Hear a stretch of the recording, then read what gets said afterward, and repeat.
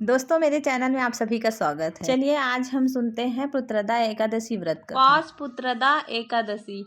संतान प्राप्ति की इच्छा के लिए पुत्रदा एकादशी का बड़ा महत्व बताया गया है। पुत्रदा एकादशी के दिन बाल गोपाल की पूजा करनी चाहिए। बाल गोपाल की प्रतिमा को पंचामृत से स्नान करना चाहिए। धूप दीप आदि से भगवान नारायण की अर्चना की जाती है।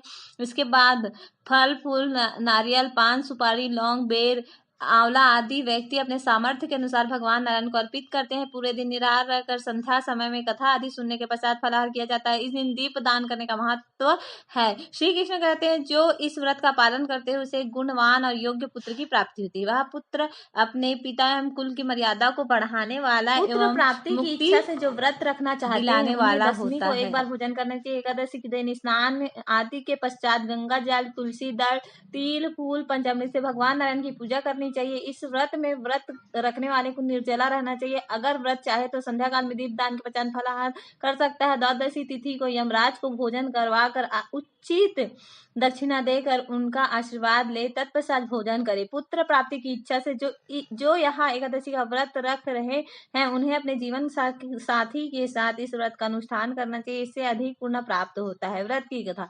युधिष्ठिर बोले, हे श्री कृष्ण, कृपा करके पौष मास के शुक्ल पक्ष की एकादशी का महत्व बतलाइए। उसका नाम क्या है, उसकी विधि क्या है, इसमें किस देवता का पूजन किया जाता है। भगवान श्री कृष्ण ने कहा, राजन, पौष मास के शुक्ल पक्ष की जो एकादशी उसका नाम पुत्रदा है। पुत्रदा एकादशी को नाम मंत्रों का उच्चारण करके फल के द्वारा श्री हरि का पूजन करें। नारियल के फल सुपारी बिजौरा नींबू जमीरा नींबू अनार सुंदर आंवला लौंग बेर श्री हरि की पूजन करनी चाहिए। इस प्रकार धूप दीप से भी भगवान की अर्चना करें। पुत्रदा एकादशी को विशेष रूप से दीप दान करने का विधान है। रात को वैष्णव पुरुषों के साथ जागरण करना चाहिए। जागरण करने वाले को जिस फल की प्राप्ति होती है वह 1000 वर्ष तक तपस्या करने से भी नहीं मिलती। यह सब पापों को हरने वाली उत्तम तिथि है। चराचर जगत सहित समस्त त्रिलोकी में इससे बढ़कर दूसरी कोई तिथि नहीं है।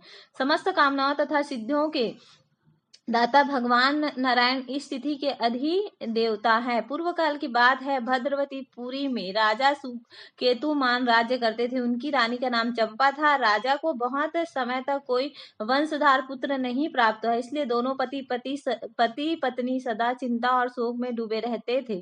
राजा के पित्र उनके दिए हुए जल को शोकच्छ से गर्म करके पीते थे। राजा के बाद और कोई ऐसा नहीं दिखाई देता जो हम लोगों का तर्पण करे। यह सोच सोच कर पितृ दुखी रहते थे। एक दिन राजा घोड़े पर सवार होकर गहन वन में चले गए। पुरोहित आदि किसी को भी इस बात का पता न था। मृग और पंछियों से सेवित उस घन कानन में राजा भ्रमण करने लगे। मार्ग में कहीं सियार की बोली सुनाई पड़ती तो कहीं उल्लुओं की।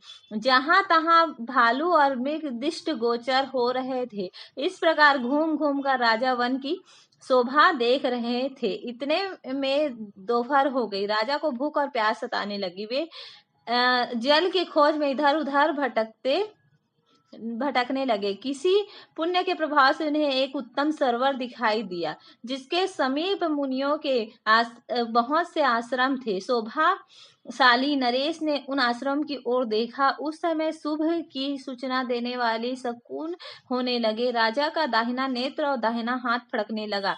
उत्तम फल की सूचना दे रहा था। सरोवर के तट पर बहुत से मुनि वेद पाठ कर रहे थे। उन्होंने देखकर राजा को बड़ा हर्ष हुआ। वे घोड़े से उतरकर मुनियों के सामने खड़े होकर पृथक पृथक उन सब की वंदना करने लगे। वे मुनि उत्तम व्रत का पालन करने वाले थे। जब राजा ने हाथ जोड़कर बारंबार दंडवत किया तब मुनि बोले, राजन, हम लोग तुम पर प्रसन्न हैं। राजा बोले, आप लोग कौन हैं, आपका नाम क्या है तथा आप लोग किस लिए यहाँ एकत्रित हैं, कृपया यह सब बताइए। मुनि बोले, राजन, हम लोग विश्वेश्वर देव हैं, यहाँ स्नान के लिए आए हैं। माघ मास निकट आया है। आज से 5वें दिन माघ का स्नान आरंभ हो जाएगा। आज ही पुत्रदा नाम की एकादशी जो व्रत करने वाले मनुष्य के पुत्र देती है। राजा ने कहा, विश्वेश्वर देवगण, यदि आप लोग प्रसन्न हैं तो मुझे पुत्र दीजिए। मुनि बोले, राजन, आज पुत्रदा नाम की एकादशी, इसका व्रत बहुत विख्यात है। तुम आज इस व्रत का पालन करो।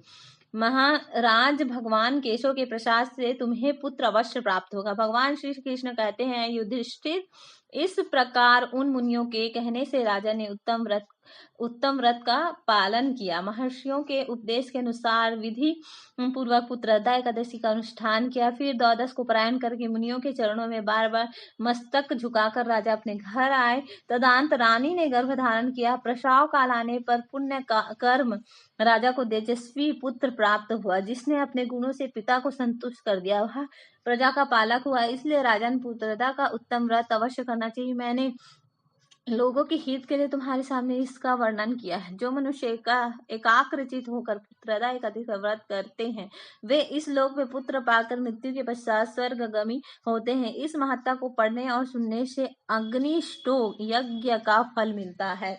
बोलो भगवान श्री हरि नारायण की जय।